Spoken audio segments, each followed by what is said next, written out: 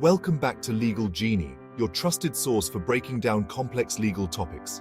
Today, we kick off our new series on company law by diving into a cornerstone of corporate formation, the Memorandum of Association. Understanding the MOA is crucial for anyone involved in setting up or running a company in India. Let's get started. What is a Memorandum of Association? The Memorandum of Association is a legal document that serves as a charter for a company's formation. It defines the company's legal identity and purpose. According to the Companies Act 2013 in India, an MOA is one of the documents that must be filed with the Registrar of Companies during the incorporation process. Key points: sets out the fundamental and essential elements of a company. Includes the company's name, registered office address, objectives, authorized share capital, and liability of members. Serves as a guide to the company's internal operations. Purpose of the Memorandum of Association. The main purpose of the Memorandum of Association is to define the legal identity and scope of activities of a company. It serves as a charter for the company's formation and sets out the fundamental and essential elements of the company. Key points: provides clarity and transparency to stakeholders. Ensures the company is managed in accordance with the legal framework.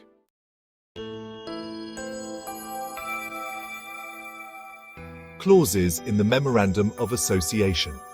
The Memorandum of Association, often abbreviated as MOA, is a crucial document in the formation and incorporation of a company. It serves as the company's constitution and outlines the fundamental conditions upon which the company is allowed to operate. The MOA is a public document and is accessible to anyone who wishes to know about the company's structure and purpose. It is mandatory for every company to have an MOA, and it must be filed with the Registrar of Companies during the incorporation process. The MOA contains 6 mandatory clauses that must be included during the incorporation of a company. The first clause is the name clause. The name clause specifies the company's name and should end with private limited or limited for a company limited by shares, or unlimited for a company not limited by shares. The name of the company is its identity and must be unique, not resembling the name of any existing company. It is important to choose a name that reflects the nature of the business and is easy to remember. The name must also comply with the naming guidelines provided by the Registrar of Companies, which include restrictions on the use of certain words and phrases. The second clause is the Registered Office Clause. The Registered Office Clause sets out the official address of the company where all legal notices, communications, and documents will be sent. This address is also where the company's statutory records are kept. The registered office must be a physical location within the jurisdiction where the company is registered, and it cannot be a post office box. The address must be provided at the time of incorporation, and any changes to the registered office must be communicated to the Registrar of Companies. The third clause is the Objective Clause. The Objective Clause outlines the company's main objectives and activities, specifying the objects for which the company is formed.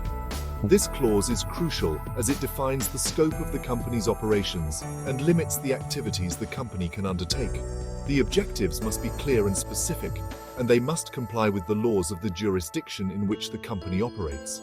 The company cannot engage in activities that are not mentioned in the Objective Clause, and any changes to the objectives require approval from the shareholders and the Registrar of Companies.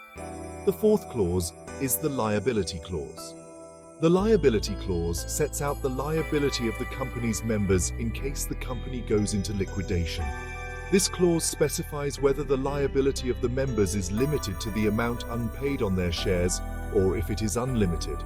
In a company limited by shares, the members' liability is limited to the amount unpaid on their shares, meaning they are only liable to pay the remaining amount on their shares if the company is wound up.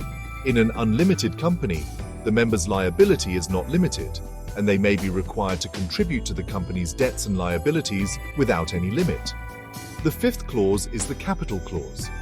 The Capital Clause specifies the authorized share capital of the company, setting the maximum amount of capital that the company can raise through the issue of shares. This clause also details the division of the authorized capital into shares of a fixed amount. The authorized share capital represents the maximum amount of money that the company can raise by issuing shares to its shareholders. The company cannot issue shares beyond the authorized capital without amending the MOA and obtaining approval from the shareholders and the registrar of companies. The capital clause ensures that the company has a clear structure for its financial resources and provides transparency to the shareholders and potential investors. The sixth and final clause is the association clause. The association clause is a declaration by the subscribers of the MOA stating that they wish to form a company and agree to become its members. This clause includes the names, addresses, and signatures of the subscribers, who are the first members of the company. The subscribers declare their intention to form the company and agree to take at least one share each in the company. The association clause is a testament to the commitment of the subscribers to the formation and success of the company. It is a mandatory requirement for the incorporation of the company and must be signed by at least 2 subscribers in the case of a private company and 7 subscribers in the case of a public company. In summary, the Memorandum of Association is a foundational document that outlines the essential aspects of a company's structure and operations. The 6 mandatory clauses, name clause, registered office clause, objective clause, liability clause, capital clause, and association clause, provide a comprehensive framework for the company's identity, location, purpose, member liability, financial structure, and formation. Each clause plays a vital role in ensuring that the company operates within the legal framework and adheres to the regulations set forth by the authorities. The MOA is not just a legal requirement, but also a strategic document that guides the company's growth and development. It is essential for the company's management, shareholders, and potential investors to understand the significance of the MOA and the clauses it contains. By adhering to the provisions of the MOA, the company can achieve its objectives, maintain transparency, and build trust with its stakeholders. The Memorandum of Association should be divided into paragraphs numbered consecutively and printed. It should be formulated in accordance with the respective forms as mentioned in Tables A, B, C, D, and E under Schedule 1 of the Companies Act, 2013. The MOA may require alterations in certain situations, such as changing the name of the company, increasing the authorized capital, or altering the objects clause. The Companies Act 2013 provides a detailed procedure for the alteration of the MOA. Steps include convening a board meeting, obtaining shareholder approval, and filing a special resolution with the Registrar of Companies. Compliance with the provisions of the Companies Act 2013 is essential. What can be altered in an MOA? Well, the MOA can be altered by making changes to various clauses, such as the name clause, object clause, liability clause, capital clause, and registered office clause.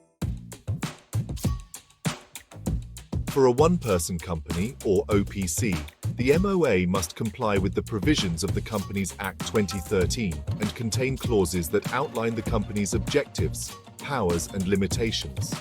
Importantly, the MOA must also specify the name of the nominee who will take over in case the owner becomes incapacitated or dies. Understanding landmark cases helps clarify the legal boundaries within which companies must operate. Let's discuss a few.